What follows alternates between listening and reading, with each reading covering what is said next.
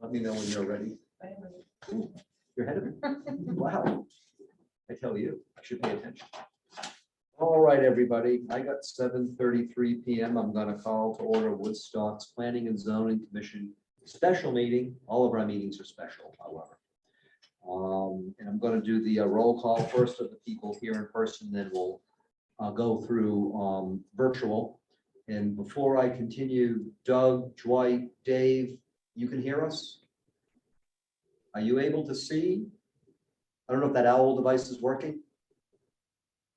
No? Okay, I don't know how it works video. Let me see. I can hear you, Jeff. I just video settings. Let me see here. Oh, meeting owl camera. Let's see. Does that work now? I don't know what it's. It's not in perfect focus, but it's working. Oh, it looks perfectly clear to us, however. Well, Joe looks clear. How's this? That's great. See what I can do as chair? Yeah. Okay, good. Hey, excellent. What? It's a panoramic. It's a panoramic view. It looks nice. Looks fancy and high tech. Let's keep it. Because I otherwise don't know how to set it. Look much bigger. Yeah, I have no idea how otherwise to set it, so I'm just, but is it only focused in one direction or what does it do? That I think if device? somebody was sitting over there, it would pick them up when they talk. Oh, Do you want me to test to see if it turns to me while I'm talking? it has you on. Yeah. It seems to be. It doesn't seem to Can be you go sit turning. over there? Oh, it has See three if of it us. Picks you up. It's picked all three. All right. I just moved and it picked me up. You want to try it, Joe? I was. Joe was already up there. Well, even Dean. We're missing Dean though. Hello. I do not know. Can you go over there and see if it will pick you up over there? It You shifted. might still be visible. See, it moved, it just moved over to me, so maybe if you say something loud, it will move. Hello, owl thing. It works. All right, fantastic. So the roll call, Commissioner Marcotte, do you mind starting us out, please? Jeffrey Marcotte. Jeff Gordon, Dean Gould, Joseph Adeletta. and we have on virtual David Morse, Here. Doug Porter, Here. and Dwight Reinowitz. Here. We do have a quorum. Let me just mark down here. Designation of alternates, we actually do need 3 alternates, and we have 3 alternates. So unless anybody objects, I'm going to see Dean Gould, Doug Porter, and Dwight Reinowitz. Thank you. I don't Thank remember you. the last time, I don't remember the last time we seated all 3, so I think that calls for an extra special party. I'll leave it up to you 3 to figure out how you're going to do that. And I will note for the record that I did hear from Mark Blackner, Sid Blodgett, and Tim Young that they couldn't attend. Nancy Frazier told me she couldn't attend, and Joe Blue can't attend, he's still away. So that takes us then to Pledge of Allegiance. Do you mind, Jeff? Pledge allegiance to the flag of the United States of America, and to the republic for which it stands, one nation, under God, indivisible, with liberty and justice for all. Thank you. My chair's report is very quick, my usual thank yous. And just to remind everybody, it's in 2 weeks that our next meeting, because we're shifting everything a week in September. In October, we go back to our usual first and third Mondays. I think it's going to be a busy agenda, just keeping in mind right now that I'm thinking of some of the items that we have. And we also have the public hearing on commercial cannabis, extending the moratorium. That comes up. We'll be working on the meeting packets next week. I don't know if they're going to be mailed. We'll let you know, but otherwise they'll be in that green bin out front in town hall. So we'll go accordingly with that. I also just want to say quickly, and we'll get into this in more detail at our business meeting. The town, I've been informed, has hired a CEO part-time. I called him today, if I remember his name, I think it's Dan Mello. Malo. He's working Tuesday and Thursday. Otherwise, I think he's doing conservation stuff in Thompson. So I spoke with him today. He was not able to join us tonight. But I did ask for him to, if he can, come to our meetings, especially in 2 weeks. He did, I think I asked him to send me his CV, so we will get that out into the meeting packets for you, because we'll need to make a decision at our next P and Z meeting about authorizing him to be the commission agent. So, but I think that's what he sent me today, so I'll verify that and get that out. The town, I'm also told, is in process of trying to hire a part-time land use department clerk to work 2 days a week, but that they haven't hired someone yet. Joe? Do you know if this fellow being is an interim until a full time or longer time always down, or is he going to be 13 hours later on? I was told that in order to get a land use department clerk, the ZBO would be part-time in order to fit it into the budget, not to expand the hours. So Tuesday and Thursday is 8:30 to 4:30. So 16 hours. We're getting. But I did mention about full-time, but I was told that the budget wouldn't allow a land use department clerk. But the Board of Selectmen made the decision, so my understanding is that's who we have. So we look forward to meeting him. Seems very nice when I spoke with him today. You're not getting perfect. Sometimes you can try to strip it out. As part of the budget evidently. There were 3 different jobs in the description, so they hired a wetlands, he does wetlands, so his hours for that, he has hours for zoning enforcement, but they didn't hire a clerk, those hours are still. So Tuesday and Thursday. My apologies ahead of time if things move a bit slow in the office for us to get everything together for the meeting, just because he's one person right now. So Delia's still doing her stuff. So with us. So we look forward to meeting him and then going accordingly. We'll learn more about him when we meet him. So, and then we'll go accordingly with that. And then the other thing is I did ask again about where things stand with that update to the land use fee schedule, the ordinance that we had submitted, the lawyer approved and the Board of Selectmen okayed. And I'm told that's still on the list to go to an upcoming town meeting. I just don't know when that meeting is, so we're keeping on top of that. I make certain it can get out to a town meeting. So other than that, we do have 2 things that I put down. One is cannabis regulations, one's home occupations. I guess it also lists business permits, but we're focusing on home. We've been focusing on home occupations unless there's an objection to follow up from our last meeting. I'm just going to skip to home occupation, and then we can take up cannabis regulations further if we want to tonight. Just be mindful that our public hearing in 2 weeks is to discuss just the moratorium. We're still discussing cannabis regulations, but that public hearing is purely for us to have the public hearing and then afterwards decide to extend it to April 30th of next year. So, I'm just going to go to home occupations. My apologies that I sent the document out late. One is the current permit for home occupation that is used in the office, and the other is a document put together. Joe, you had put this together. I did provide printed copies, so they're double-sided when I printed them. They should have all been emailed out to folks who are here virtual. We'll put it on the screen.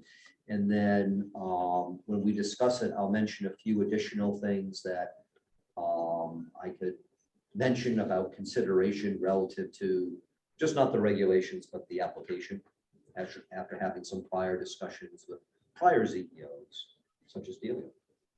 Tina had weighed in quite a bit previously, and I pulled up some notes about some of the stuff that we've already been discussing about home occupations. Technically, we don't vote to change the permit applications. However, in the past, we have clearly weighed in, and we can very much suggest the changes, which usually get made, especially when they need to map with our regulations. So before Ashley left, the plan was to, whatever we did with the regulations, to make certain we got the permit application updated. And in fact, one of the things I suggested, and I think it would be a good idea, when this is given out to people, there should be attached to it a copy of the regulation. So that way you get the permit, or you can find the permit online, and the regulations are part of the document. So that way it's very clear to people, hey, look at the regulations and see exactly what it says, especially since the permit has questions right out there from what the regulations say. So that would be one thing that I would suggest that we put into the mix as far as what we do with suggesting changes to the application. Otherwise, Joe, since you had provided some stuff, I don't want to put you on the spot, but probably that's for you to go through than me trying to go through it for you, if you don't mind. And then, you know, certainly anybody else, and I'll try to make certain I pay attention to you guys online as well. Raise your hand or your virtual hand and, you know, open to whatever discussions. You as well, Delia, because I know you've worked with this for years. So, but Joe, did you want to go through some of the stuff and some of the ideas that you had? Sure, thank you. And the purpose of just adding these additional questions to the application, since that's a process that can be done without a public hearing, can just be instituted pretty quickly. These questions and others that may come to other commissioners would be helpful, I think, in giving both the CEO and the commission an idea of what the applicant intentions are for the home occupation that they're discussing. Particularly as have seen some of these home occupation permits that have been recently approved.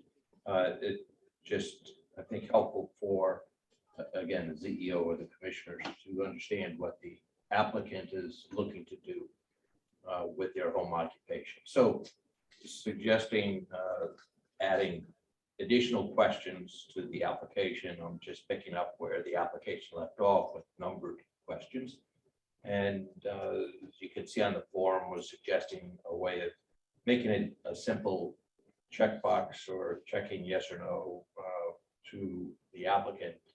Will the home occupation be a service or sales of articles? Trying to get to the point of somebody in a professional service, a lawyer, accountant, masseuse, counselor, people in that kind of area that are selling their service as their home occupation, versus somebody who's presumably selling articles out of the home.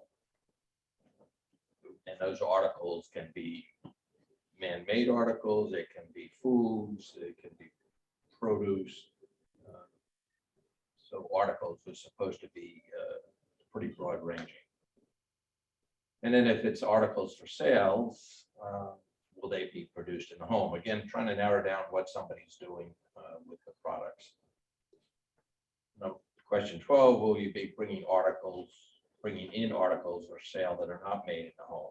So that's trying to broaden the question so that somebody, the CEO or commission, can understand, is somebody looking to do more of a retail operation or expand the basis of their home occupation product line that they're producing? Question 13, will sales be made in person, on the internet, or other method? Again, just trying to get an understanding of what an applicant might be considering for their home occupation. And 14, if a service, will service-related vehicles be parked on a property, and if so, how many? And this is trying to envision not just the consultant or lawyer or doctor or whatever, but somebody with a landscaping business or a blacktop business, driveway, things, services that they are providing a service that requires construction vehicles or equipment that wouldn't be used at the home, but may end up being parked on the property.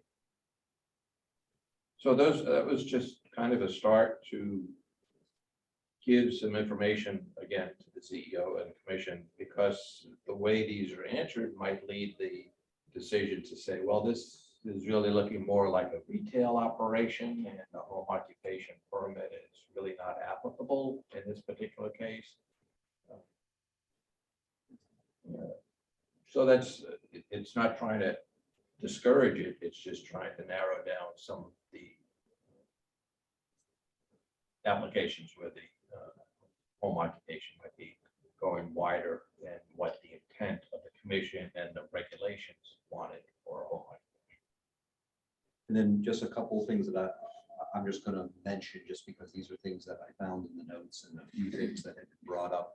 One thing that Tina had brought up when she was CEO for us was she had suggested that when people that having an attestation on the form saying that indeed I live there, or, you know, Oh, yeah. just to verify that indeed it is a residence, that, you know, if someone is running a home occupation, one of them is actually living there, as opposed they may own the house, but it's not their residence, for example. Right. So she had suggested that as something that she thought would be something to put in the regs, but also put on the form, so that way, if there is any question, I guess it's come up before, she told me, about how do you verify this? It can be murky sometimes, to have it clear on the forms, someone's attested to it. Was she indicating an owner or resident, or did it have to be the owner? She had said, well, that if this is, you know, something that an owner is looking to do with the home occupation at his or her residence, it should be an owner. So it doesn't have to be, so it can't just be an occupant of the home. It would Should be be the whoever homeowner. is the one running the business. That's what she had Good. suggested. All right. As far as a consideration, I guess she took, at the time, I forget how long ago it was, she had said she encountered some issues where it was unclear, but she can only, but it's not easy to verify. Mhm. You're not sitting there with a camera trying to figure it out. So that was one of the things that she had mentioned. So I'm just gonna write this down. So that way, if it comes up or somebody complains that it isn't, and that did happen with the home occupation where some people were complaining that it wasn't their actual home. There was no easy way to prove it, but it is, at least as an attestation, she thought, to say to people, this is what we got on the application, and they attested to it. So, you know, that's something just to consider with that as well. And then one other thing was, this is something that Ashley had brought up. We do ask on question 7, and it's in our regulations about what percentage of the finished floor area of the dwelling will be utilized for the occupation. And we say that you can't use more than 1/2 of the finished floor area of the dwelling unit for the home occupation. But next question 8 says, will any accessory buildings be utilized for the occupation? That's fine. But one of the things that also she had raised was, well, you know, one of the parts of your regulations say here that one accessory building, new or existing, may be utilized, provided the floor area does not exceed 1/3. And this is in addition to the area of the dwelling. So technically you could have overall, what is that, 50 plus 33, you could go up to 83% of the finished floor area in 2 different ways. So one of the things she had mentioned was, well, if we're asking about the accessory building, they should also tell us, have they figured out what the percentage is of that? You know, that can be verified, Mhm. but she had suggested that that should be something that applicants should tell us if they're planning to use new or existing. And also part of that she had said was, well, if things are approved and someone says, no, I'm not using an accessory building, then they just need to be reminded that if they do plan to in the future, they just need to discuss it with the CEO, so the CEO can verify that what they're planning to do still meets the regulation about the accessory apartment. She had also asked at the time, do we want to keep these percentages? You know, I think to me, it makes sense not going more than 1/2 of the residents within the residence, because then your home occupation becomes the majority. But she had asked, you know, what do we feel in general about these accessory buildings? Just as she didn't have any particular at the time, any problem one way or the other. She just wanted to make certain that when we look at whatever we want to do, we keep in mind about these accessory buildings that people may want to do. They may have a shed and they want to use that or something. So that was something that she had mentioned to us. And then and Delia, you can speak more to this, but Peter at the time had raised, and I think when you were CEO, you were keeping track of this. There's a file, or there should be a file keeping track of all these home occupations when they're due for renewal. When you were CEO, was there a system like that? No, but I had that extensive spreadsheet that said when they were approved, and all the home occupations were at the bottom of all the pages. So you could go back to 5 years before and see which permits were 5 years old and then they need to be renewed. So, because one of the things that might be helpful is, because it's easy to forget about these unless the applicant remembers, like for example, my home occupation, I marked it down on my calendar when it was due to renew, and I renewed it. There may be some system that can be worked out in the office that when these things get approved, you would automatically know when these things expire. And they just have it in some type of file that says, here it is, this is the approval date, this is the expiration date. And that way it might be an easier way to keep track, because we don't keep track as the commission. Well, I had So- no idea that spreadsheet wouldn't be maintained, so that was my intent that would have been used for that. And I don't know if it is or isn't, but I think it's something operationally with the office would be helpful for us to make certain. Because these things, I'm not saying these things are minor, but they can easily be forgotten. You know, how long do these things go on for? They go on for, is it, yeah, 5 years. So 5 years, it's easy to forget. Sure. So I think that would be something good, and that would be helpful for our news media to know, as far as, what is the system in there and is it being used. If it isn't, it's easy enough to keep track on that way. I think that would be helpful. So, because it really is not incumbent upon us to keep track, since we don't technically approve them. So those are the things that I had noted in talking with Tina and Ashley about. Delia, I don't know. Anything from your perspective? One moment. So, Joe, I thought you said that depending on how someone filled out the form, you might think it's a retail application. I don't know what you meant by what's a retail application. Somebody who's bringing in goods that they don't make in their home business for resale. But we don't have an application called a retail application, so I didn't know what you meant. So is that a business application? What kind of application does somebody If they need can't to get a start? home occupation, it would be a special permit unless they're going into a grandfathered site. What about Okay. non-residential zoning? Would that cover it? That's only on grandfathered sites. So there's already existing business and they want to go in and do similar or something Right. like that. Yep. Okay. Okay, so then those kind of questions would help lead to the indication that a special permit is required and not a home occupation. So my point is your standards and your zoning regs will need to. It's not just that the zoning officer waits to hear the information and think, oh, well, I think that use is something different. Your standards have to say, right now they don't. So I understand your point that if the business is too large for home occupation, it shouldn't be granted the permit. Right. But the zoning regs have to specify what the standards are, because the person should have a good chance of looking at them and knowing whether they will be able to use them. It's ultimately not their call, but they should be able to read them and know whether they can apply for it or not. But that also gets into discussions we've had about how do we want to craft our permits? Right. Do we want to craft some type of permit that's between home occupation and special that doesn't fall right now under non-residential the way we're using it, but craft something more that might allow that? And I've raised that as well, is we should look at that as far as, business permits. Not everything may require a special permit, but if it doesn't fit the current use of non-residential, or say the current way the regs define non-residential zoning permit, that might be something, so it's something to consider, when we're thinking of home occupations as well. What's the next step? Special permit or some other type of in-between permit if they don't need, or if they outgrow the home occupation. Right now, our regs say you got to go to special permit. Is there something if we feel, well, look, it's outgrowing it, but it doesn't, we don't think it rises to special permit. Do we think there's an in-between permit we might create? And so it wasn't done when I was speaking before.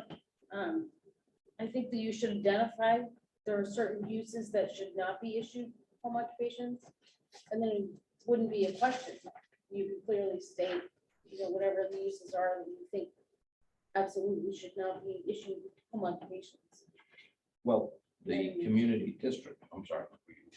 So that was one comment. And then on your current form, this wasn't on the form that I used when I was here, but you have two options for the zoning officer to sign that they have inspected it Yes. and to sign that they have not inspected it. Why do it? Why would they not inspect? I don't see why they should be approving something if they haven't confirmed it's in compliance. And I noted that as well, because my concern is if it says I have not inspected it and it was not required, on what basis would a ZEO, I'm just saying in general, what basis would a ZEO say a home occupation activity does not require an inspection yet qualifies? And then what judgment do you use to say it does? We have nothing in the regs that say, how do you make that determination? It can become a gray area. And that to me opens it up to be inconsistent. I would say if someone submits an application for a home occupation and the ZEO is going to say, agree that it qualifies for a home occupation, there should be an inspection to verify. Would that make sense to you, Delia? As far as when you handled it, you did inspections. Yep. I know when I Every had, single one of them. and you did it for me. When I had my home occupation, you came and you saw my home office before you signed off on my permit. So it would seem to me, and I'm open for what people think, but it would seem to me for a ZEO to say, I have not inspected, I don't know the criteria that's used for that. Yes. But I just want to go back to that comment about retail operations. We do have something in the regulations for the community district for uses allowed by special permit in the community district. And one of them is a retail commercial use.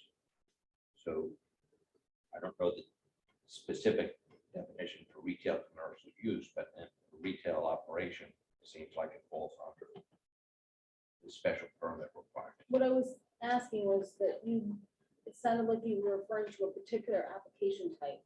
So I think you meant that it was a retail use, not a retail application. Is that right? Okay, you're right, maybe a retail applicant, right.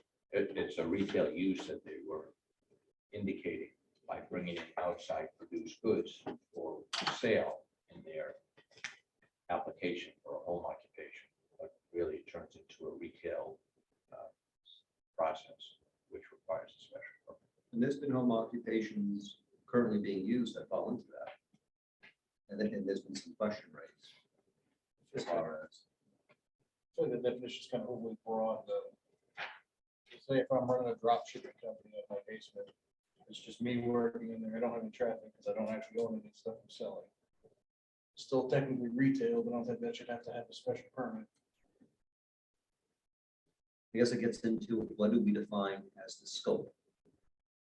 You know, if you're getting multiple trucks a day shipping things in, and you do whatever, then you have to get multiple trucks to ship them out, versus you're doing something where you yourself just bring something in, you do whatever with it. You're the one in your car just giving it to people that sell. Those are very different scopes. Well, what I was talking about doesn't even, the inventory never goes to you. You buy it from this guy, you're the You just middleman, resell it. and you just resell it So to get there's shipped actually from. nothing, Exactly. nothing concrete actually going in and out. Correct. You're just that's a very different scope. And that's a pretty common thing to do to make money without any kind of capital. Delia? So in Jeff's example of what he thought Dean was saying, if you were making something in your basement and you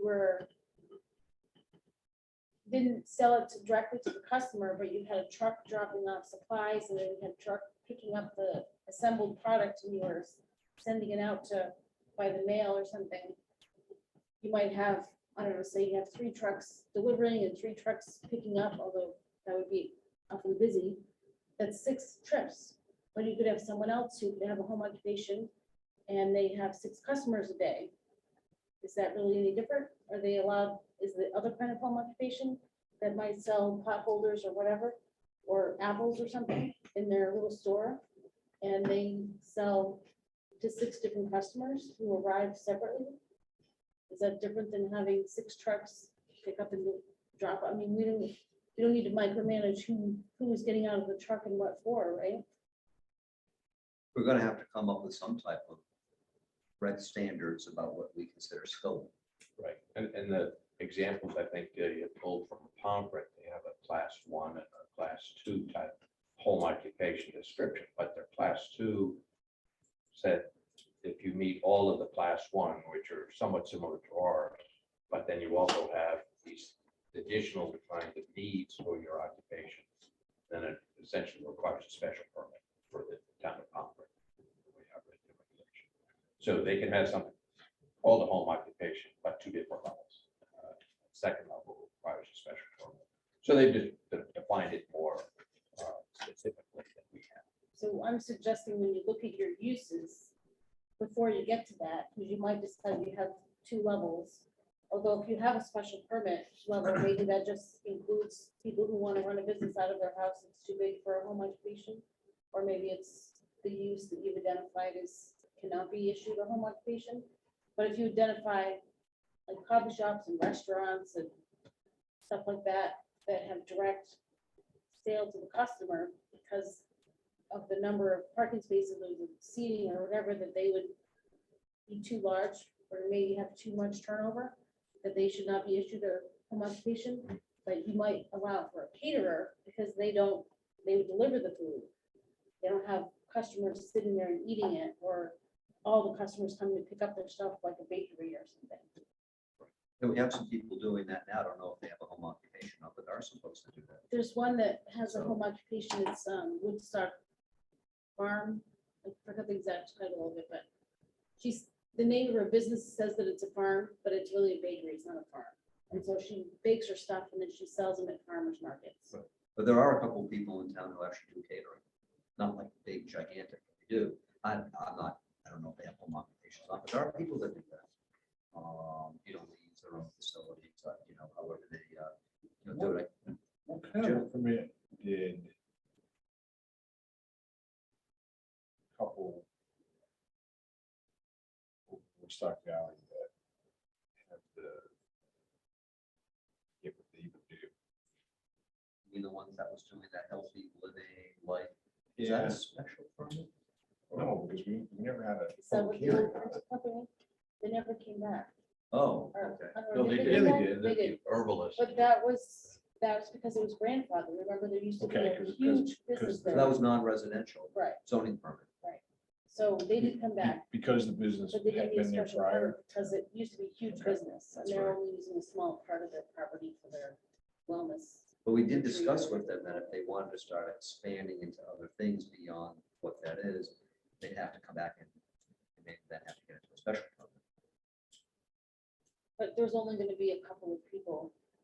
But there was initial discussion about home occupation, but they didn't meet the home occupation.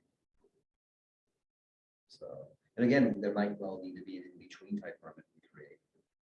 As far as, doesn't mean home occupation, may not be special permit, might be something in between, I think there are different ways, and it almost gets into what Pomfret does.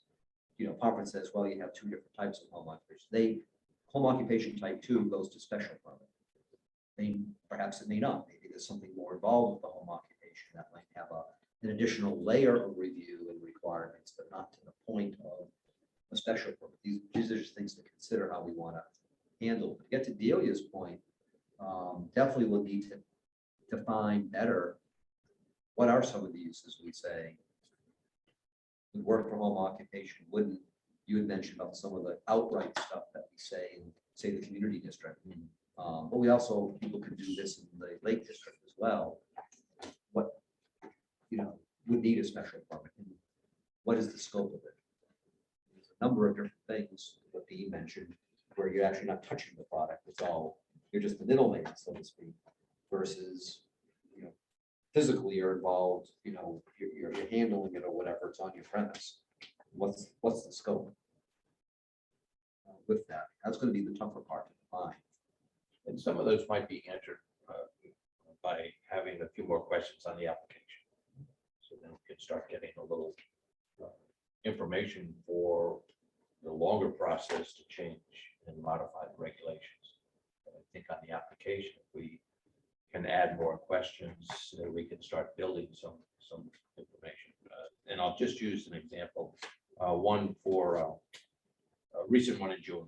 No problem with the application on it from my perspective, but the activity described as the home occupation is baking dog treats and selling dog and cat toys and accessories. But then what happens to them? You selling them out of the basement? Just to hear some more. I don't think there's anything wrong with the application or permit, but it'd be nice to know what happens with that article, that now that it's made, what do you do? Not going to change the outcome, but it's just helpful, I think, to have a better picture of what's happening. I don't think she's accumulating them in her basement, but mail order, farmer's market, I think somebody said. Well, it might change the scope if she's they are having people show up to buy stuff, because if they, I don't know if dog treats and accessories would do it, but if they develop a following and suddenly everybody wants to buy whatever type of thing that they're making, you might have people showing up a lot. So then you have to have more than 4 parking spaces. So yeah, you could ask if it's for retail, how are you, whether you're selling them online or you're selling them at farmers markets or you're selling them person to person. Yeah. It helps you figure out the scale, because you could have a very busy online business too, Sure. but that would, you kind of figure that out by the size of the space that they're using. And then this is part of why we want to see these home occupation applications right now. Not that we're voting on them, because these are questions we can be thinking about as we're seeing what people are presenting. Did you have something else to? Yes, so if you remember, in January, I wrote this thing, Yeah, and I originally had. let me just let written- people online know, this is about the proposal for new businesses, and I know we've talked about this on and off since that time, but for people online, it's a memo Delia had provided to us previously. So the top of the page, it says proposal for new small businesses. And the little note says it was originally drafted March 23rd of 2017, and it was updated on January 13th, 2022. So I can resend it if anybody would like, but there's a lot of stuff I wrote in here about business and about scale of the business and impact. So And we've sent that this, might help you to figure out what category to put something in. and there's some of several other them are- documents. Some of them are probably larger than what you would even consider for a home occupation, but I was thinking it would be useful for you to figure out, when you figure out your different levels of business permits. And there's other documents that had been provided at the time, some I had put together, but other ones that we sent. I think it was like a total of 3 or 4 documents that we sent out together over time. We can get them back out. It's just not that one, Delia. I think they were, some of them were, I forget when we had sent them out, it was earlier in the year. There had been several of them, but we can get them back out to everybody. And that gets into the discussion that we have from time to time is, what type of permits do we have? And what do we need? I still think we could potentially use an in-between permit that could be helpful and flexible for people, or whether we call it 2 different types of home occupation, or sometimes I think some of the things that may go to special permit may not fully require it as far as an in-between thing, but we can get documents back out. So if Dan could find that file that had all those permits that I issued, and I thought Tina was adding to it when she was here. If we could find that, I could do the same review that I did here, where I list all the uses that are existing in town, and I rate the level of intensity. And if Woodstock didn't have a definition, I use the definition from the latest illustrated book development definitions. And so I talk about whether it's low, medium, or high, or seasonal, or occasional high volume in terms of intensity. And I couldn't think of all the home occupations that you have, so I didn't include them, but I included the businesses that I could think of. Like daycare, country inn, contractor, commercial use, clinic, campground, bed and breakfast, distribution center, farm stand, gas station, which you don't have any, but you have approved. We do, and this also gets into what we've been discussing prior about ag type permits to be. But if I different had a levels. list of home occupations, I could do the same review on them. And if I'm not familiar with them, I could. We could look them tried up. to get that, but we couldn't, I thought Ashley said she couldn't find a file of them all. Well, Dan said you try to look through the computer and see if you can find it. Yeah, I know Ashley told me she looked, Maybe couldn't. Tina remembers where it was, I don't know. Well, the files, the documents that Delia's talking about, we sent out several times over time, and we can get them out again. Want to mail that to everybody, Delia. Speaking of the gas station, they're going to close on October 2nd and demolish the place. I understand they're not moving the gas station, just kind of. On the same footprint, or the footprint that they want, that they got approved. I guess. Yeah, he's waiting for the price of the tank to come down, because I guess it's crazy right now. The store area, so. Because we approved the store and the residents down below and then the gas stuff, so he's just gonna do it in You a can't certain do phase. anything different, Yeah, that's so exactly what he's- he has to bill.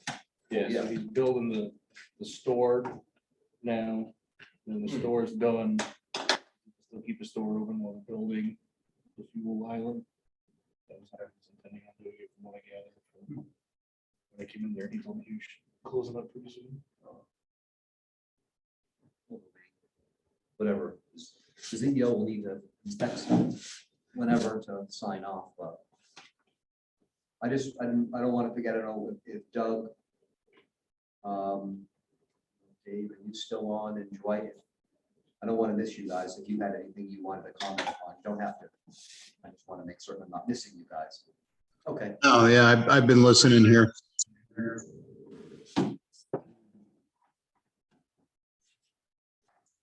And was there anything else that folks have as far as additional things? Again, I think we definitely need to look at what do we do as the next step when a home occupation is no longer now a home occupation. We certainly hope they're successful. Right now, they have to go to special permit. So either we say they go to special permit, or they can either go to special permit if we feel it meets certain scope criteria, or maybe an in-between type permit. I think those are, we're definitely going to need to think about that, because we have had some situations where a home occupation has exceeded what a home occupation is.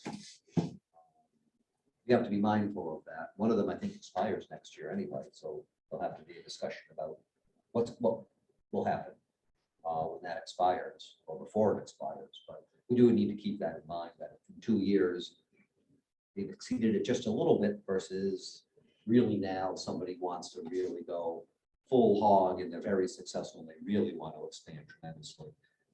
Again, that gets into scope, with that. I think Pomfret was trying to get at some of that with 2 different types of home occupation permits. I'd like to suggest that at least as a first step, we modify the existing application. Add some more questions. It doesn't have to be the ones that I suggested. I was just trying to do them to get some thinking started. Well, if we But wanted some to, extra questions I think would be helpful.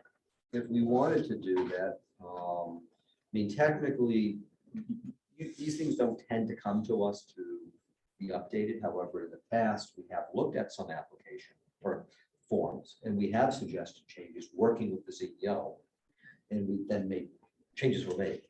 Some of it was more like setting up certain checklists in the office that I know when I've worked with you and Ashley about certain checklists in the office. When Ashley was CEO, we set that up. That doesn't have to come here. It's more operationally how things happen. So, moving parts in the office. But if we wanted to suggest these changes, we certainly could do that. So we could, if we wanted to say that this is we can be as formal as to take a vote on it and say this is what the commission wants.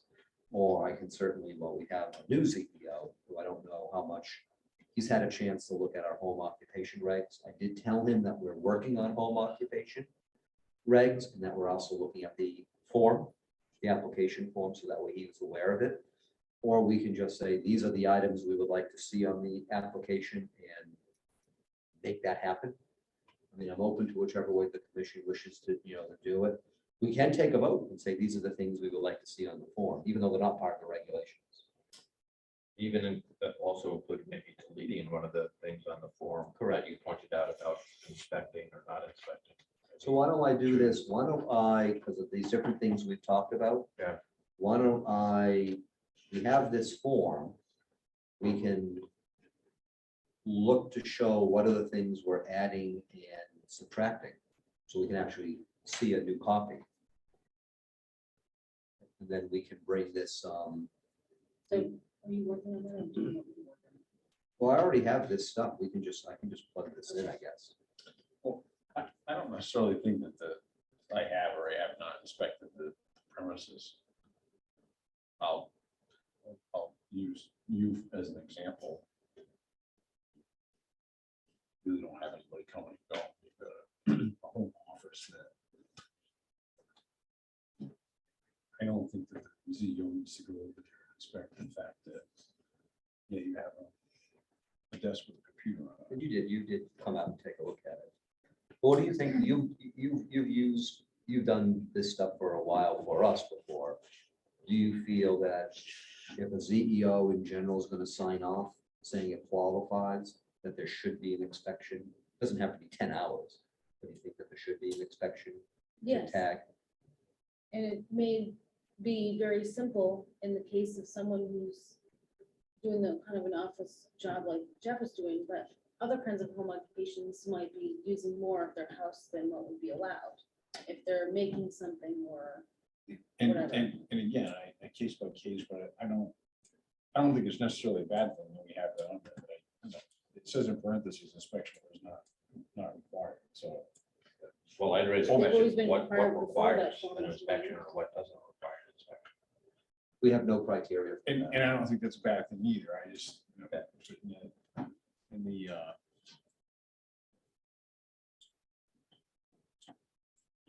that we only have 16 hours of ZBO time, it's not, it's best use of somebody's time if they need to go inspect something that takes an hour, that they can do something else. shouldn't really should take an hour. Huh?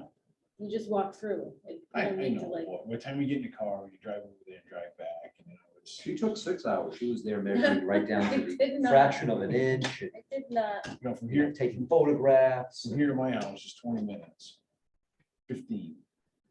But you would normally factor them in when you have other inspections, and so you do a circuit. just- Why don't we do this? Why don't we can draft up a revised form, so to speak, so we can actually see what it all looks like on one document.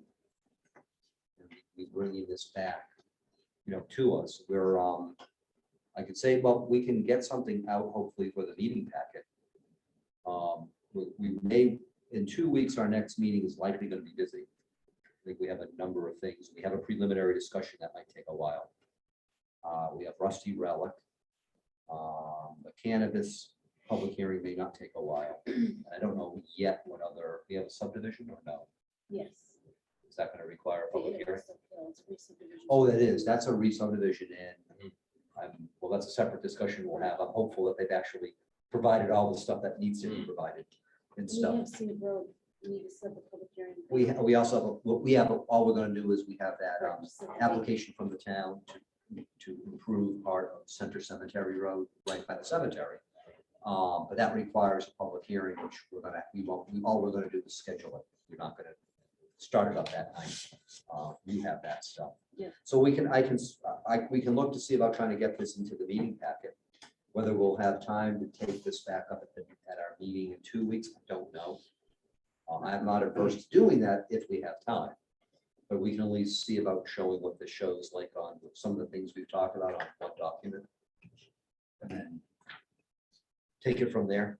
Also, if anybody else, and we can also remind folks who aren't here, if other things come up that people have other ideas about, we can certainly be bringing those up. Delia? I just wanted to share that, not specifically related just to home occupations, but I can't tell you how many times I was doing the inspection probably for CO, where I found things that were like an apartment that was put in that was not supposed to be there, or something else that was in violation. So sometimes you do the inspection, you find that someone's not really being honest. So they might put something on the form and that's not really what's the business is really supposed to be. You notice that when you go. And as CEO, when I was a CEO, I wouldn't sign something saying it was in compliance unless I saw it myself. Well, I think that these are things for us to think about, certainly, as far as what we want and what we don't want, but also not making it too burdensome for staff and not making it too burdensome for applicants. But on the other hand, as we've had discussions about tonight and prior, we also want to make certain that people are, if there's something they want to do that really is not fitting with the home occupation, we need to make certain that they're aware of that. I mean, we do encourage preliminary discussions, but not everybody will do that. We had that with that farm. You know, I think this is very helpful for us to be able to make certain that we have a better idea of what people are proposing as it really fit. We feel is within the scope of a home occupation. I always view home occupations, you know, they're small and not a big scope. There's a reason why we then have other types of permits, you know, for things. Also gets into what do you do if someone wants to do a home occupation with an existing business, such as a farm, and how do you do that mixing as far as how do you deal with parking? You know, you're parking for the farm, but then you know you have parking for the home occupation. It's supposed to be limited for the home occupation, right? But we have to keep in mind, you know, what people are doing with different uses, what happens. So, well, then what we'll do is we can get something back out, and then if we're able, we can put this on the agenda for next in 2 weeks. I don't know if there's going to be enough time though. I mean, at the meeting, right? If not, our next meeting is October, planning meeting is October, whatever, 20, September 29th. So it's going to be something like that. Okay, so we'll work on that. Was there anything else about home occupations? 6th, October 6th. Maybe Delia could give some guidance as to, in the home occupation regulation part, there's the final comment about the CEO will review the application to make sure it meets the spirit and intent of the home occupation permit. There's nothing that spells out the spirit and intent of the home occupation permit.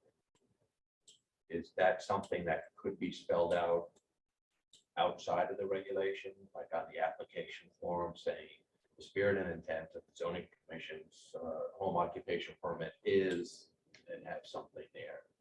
I prefer that it be in the regulations. Well, preferring and having to do with As different my things. professional opinion, it should be in the regulations, Should be. but you can Okay, maybe because, draft something and run it by the attorney. okay, If we put it in the regs, it would have to be followed versus if we don't in the regs in a sense, but also enforceable. well, the But we can't regulation have a does say standard or spirit and something that- intent, Right, and I agree with you. I don't know, Right. I don't really know fully what the spirit and intent mean. I right? mean, when this was drafted a long time ago, spirit and intent, I don't know what that meant at the time versus what is the thinking now.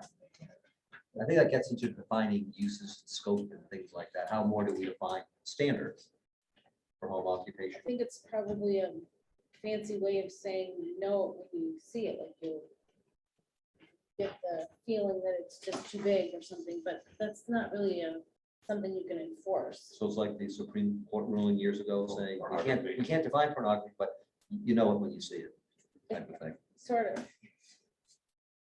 I'm not saying that's a home occupation, but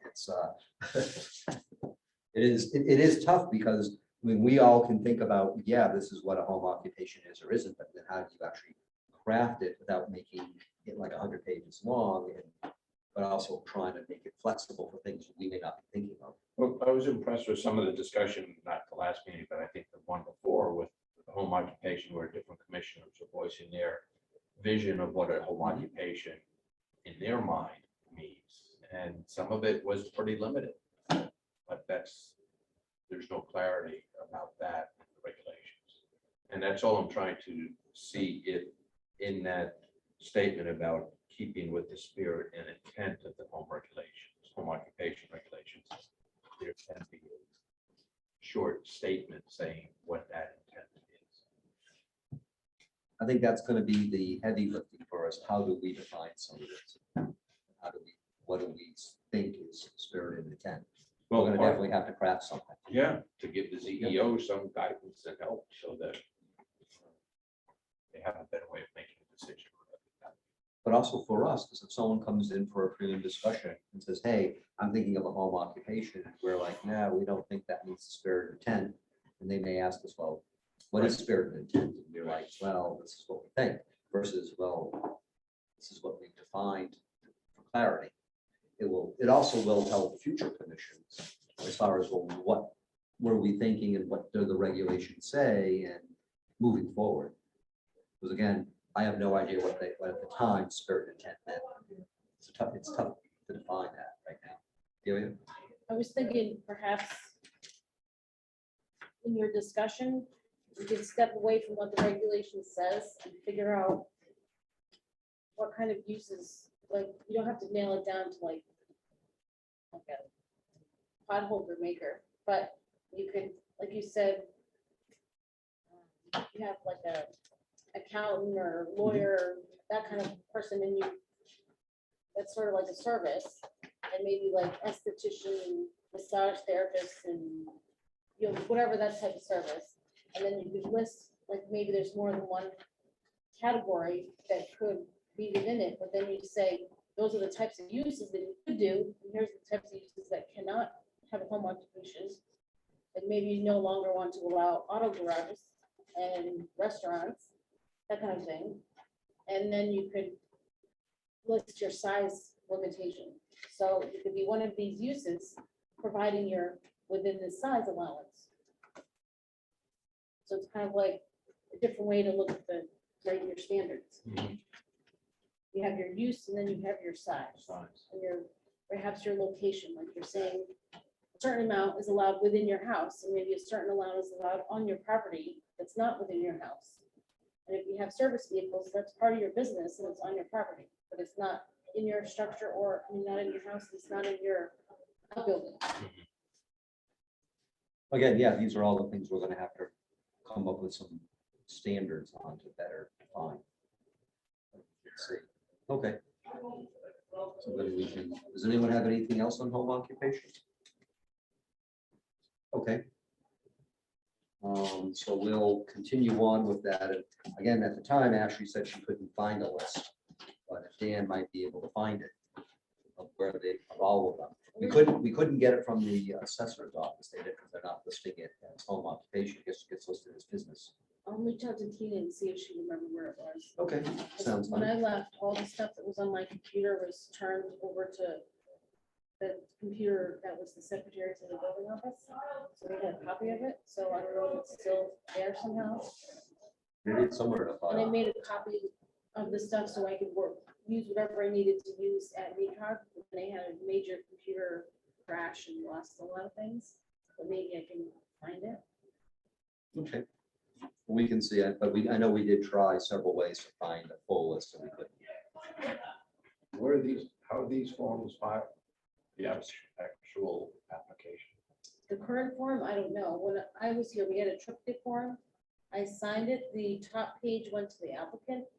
The pink page stayed in the street file, and the other one went to the assessor's office. They're by individual file, By street. individual file. Okay.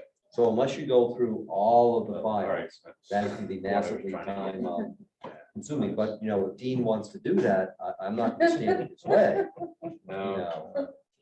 You know, just don't ask for more pay than you're already getting. So, but that's how they're all listed in. That are kind of a range of permit numbers for home occupation versus. There was a- single family When I residence. started, there must have been a lifetime supply box that we were still using from the 90s. And it probably had a number on the top of it, but we didn't keep track of it that way. And I have a feeling that there's probably a number of these that are fire approved and they may have already expired, but they just continue. Yeah, that may well be. So, I think okay. that 5-year thing, did that go in 2013 when the major renovation, revision to the regs. You know what? Oh, I have those at home. I left in 2018, which was 5 years, so if I had stayed, I might have had. I'll have time to take a look. review I it, but have- didn't have time. I have copies of all the old regs going back to the beginning. so. The next thing we have is the cannabis regulations. Do we feel we want to take anything up with that tonight? Next week, or 2 weeks, we're going to deal with extending the moratorium, which will give us additional time and any further input. But the only comment I had is, I think maybe you mentioned it, but then I was reading in that quarterly newsletter from the land use attorneys that the restriction on 25,000 residents is no longer applicable. So They may there's an change it, yes. unlimited number of dealers and growers. It's a little hard to keep track of that stuff. It is, and the other is that there may be an effort in the next legislative session to broaden it even more because of the potential tax revenue the state feels, the Apparently. licensing revenue that comes in, but also municipality revenue. Yeah. So from what I'm hearing, this is something that we track at the State Medical Society on a lot of issues, but what I'm hearing is this is likely to come up for revisions to say, hey, you're limiting how many licenses and, you know, Oh, that notice said it was repealed. right, but the state itself, though, has a process of how it grants the licenses. Oh, all right. So trying to make that process easier and allow more of them to do. Because right now, the process is burdensome, but it's very expensive. So what I've heard from some folks who know some of this stuff is that there may be, not sort of push is the right word, but an effort to open it up more. Yep. So, they may well do that. They thought they wanted to make it very restrictive initially, but that didn't fly. But there's a lot of potential revenue with it.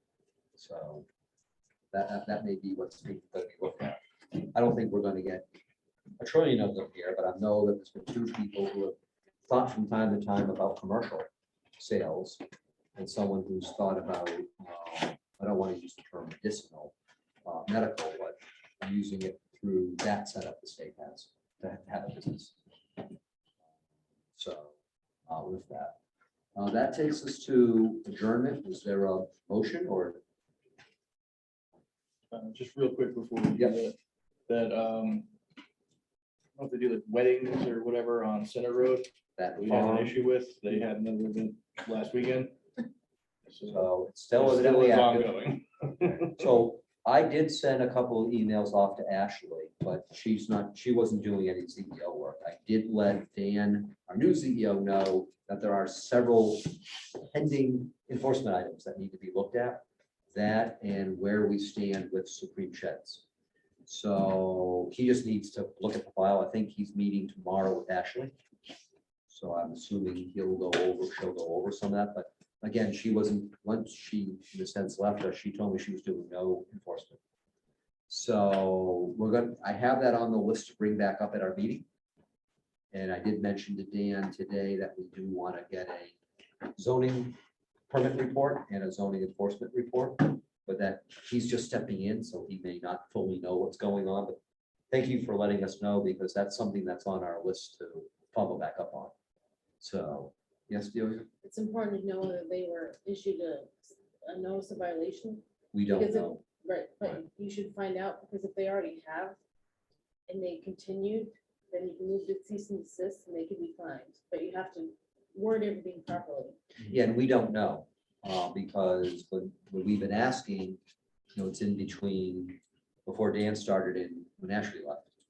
So those are things that I'm going to be following up with Dan about. And the owner knows, because we've discussed it, Oh, how there's she a- did a special permit. And there's a bunch of email trails with that, some of the stuff with this previously in the year about it. So we'll have to just follow up with our CEO and see what's in the files on that and Supreme Sheds. We just don't know if notices of violation were sent. We just don't know, but we're gonna have to find out. If we still can't find out, we just have to assume no notices of violation, I guess, and send them out. So those are gonna be decision points for us at the meeting in 2 weeks. They are gonna be on our list when we talk about zoning enforcement. And we expect Dan will be able to attend that one. I mentioned to him, and I'm gonna talk with him further, and I did let our first selectman know that our expectation is that a CEO is attending our meetings. I mean, when we have regular meetings, there's things the CEO would weigh in on. I mean, Delia, I know you review things, but there's things that a CEO would review that you would, Right. like a non-residential zoning permit, for example.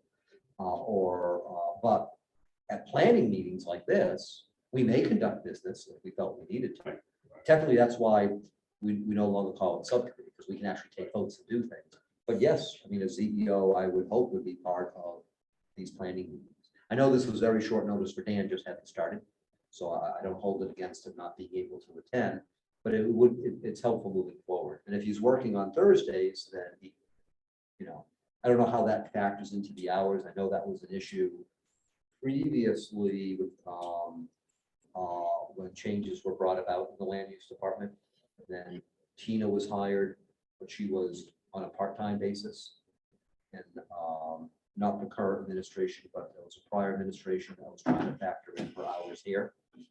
She would have less hours in the office. It was becoming, we were speaking up about we need to have things at our meetings as well. We're conducting business, so we're just gonna have to see how that pans out. But I think my understanding is he's attending our meeting too.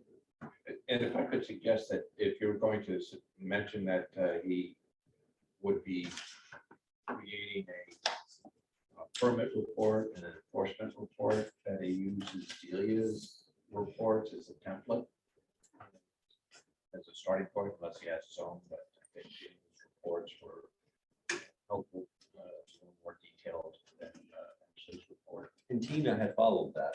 She was, had followed that format. Sometimes a template makes it easier Yeah. to start creating your own.